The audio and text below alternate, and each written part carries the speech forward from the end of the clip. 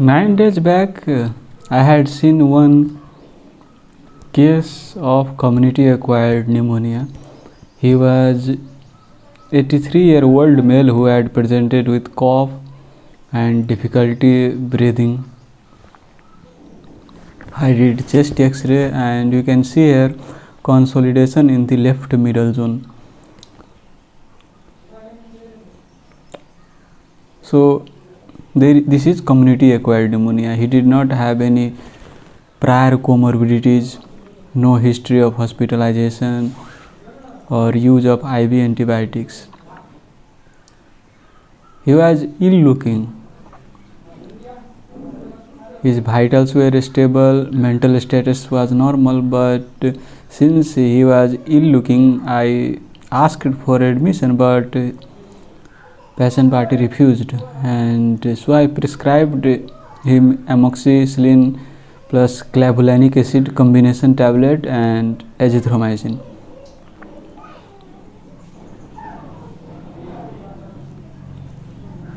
So did I do right? Did I prescribe right antibiotics? Anti-pneumococcal beta-lactam and plus macrolide. So this is a typical consolidation. So I suspected most likely pathogen might be a streptococcus pneumoniae. So I try to cover that. So what do you think? Did I prescribe right antibiotic, or do you think other antibiotics should be prescribed, like we should cover MRSA or we should cover Pseudomonas? He did not have any risk factor for MRSA or Pseudomonas. So do you know what are the risk factors of MRSA?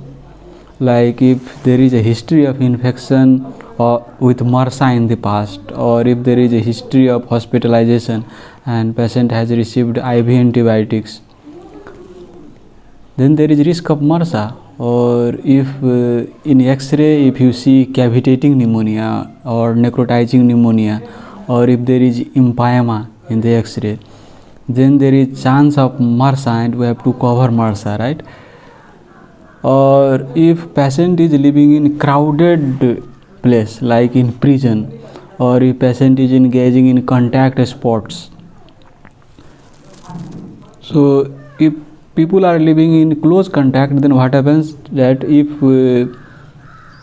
one person is harboring MRSA in their nasopharynx, then it can spread with sneezing, coughing. So for person who are living in close contact, we have to cover MRSA, but he did not have any such history, so I did not think there is requirement to cover MRSA. And what are risk factors for Pseudomonas infections? So I did not give him anti-pseudomonal coverage. So if there is a structural lung disease like recurrent COPD exacerbation and patient is requiring recurrent nebulization, then there is chance of Pseudomonas infections. Or if there is bronchiectasis, then there is also chance of Pseudomonas colonization. Or if patient has prior history of Pseudomonas infection, or if patient has recently received IV antibiotics during hospitalization episodes, then there is also chance of Pseudomonas. Or if you can culturally prove that this patient is colonizing Pseudomonas, then obviously you have to cover Pseudomonas as well. But he did not have any productive cough, he had dry cough. So we could not do a sputum culture to prove the organism and the sensitive antibiotic sensitivity. So I just added empirical antibiotic covering streptococcus pneumonia, and you can see this is the X-ray after 7 days. You can see in this X-ray this consolidation has almost resolved with that antibiotic.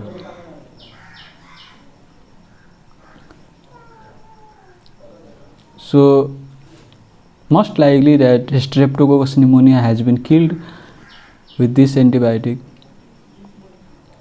and he is also improving symptomatically.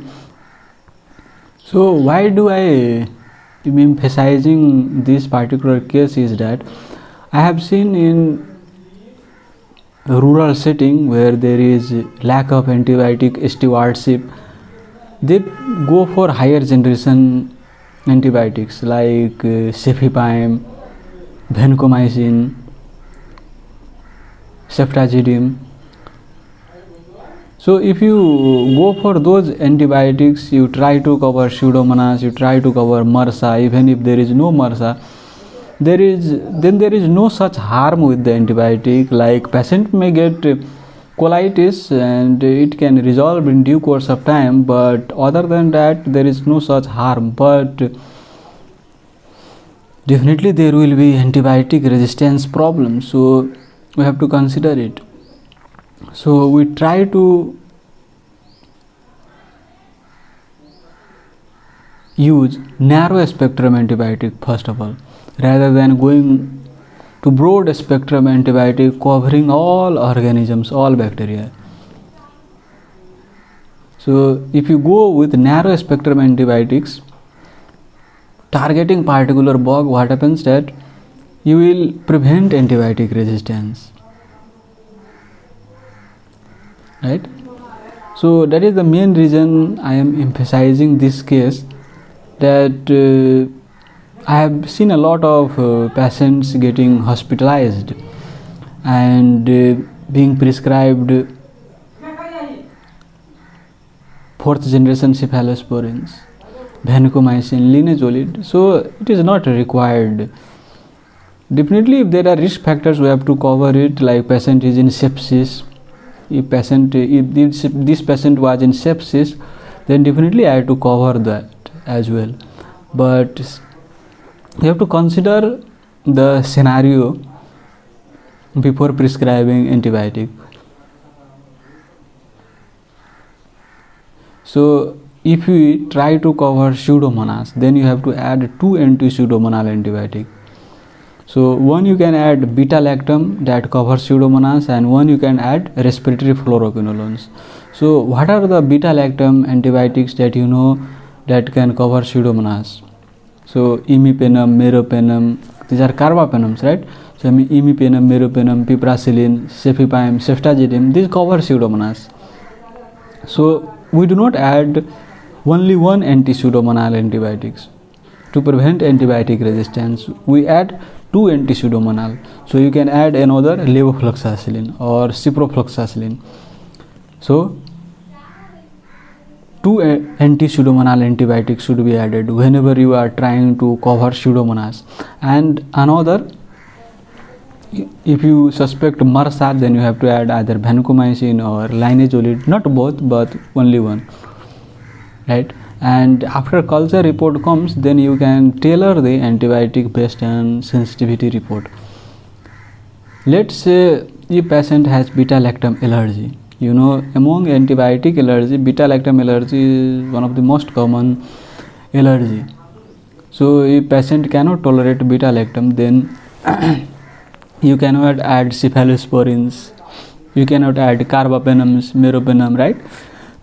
In that case, what you can do is that you can add azithromycin plus aminoglycoside. So azithromycin and aminoglycoside is also anti-pseudomonal. It covers pseudomonas. So azithromycin plus aminoglycoside, and then you can add respiratory fluoroquinolones for pseudomonas.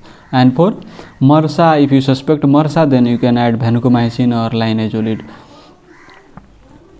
And do you know ceftazidime and azithromycin has a structural similarity. So if patient has allergy to ceftazidime, then most likely patient will also have allergy to azithromycin. So if patient has a history of ceftazidime allergy, then don't add azithromycin, just add aminoglycoside, respiratory fluoroquinolones only.